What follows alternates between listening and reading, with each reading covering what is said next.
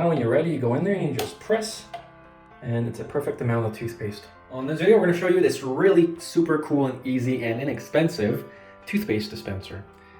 All right, so this is a toothpaste dispenser. It comes in different colors and styles. It hangs off of this. Basically, this is an adhesive, and then this slides down wherever you want to hang this.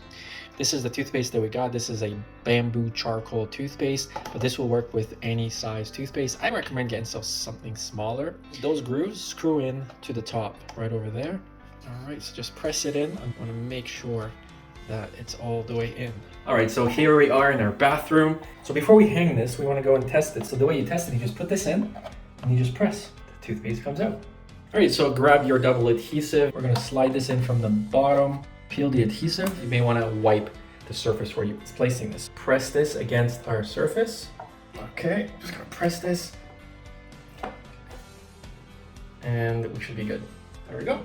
Now when you're ready, you go in there and you just press, and it's a perfect amount of toothpaste every time.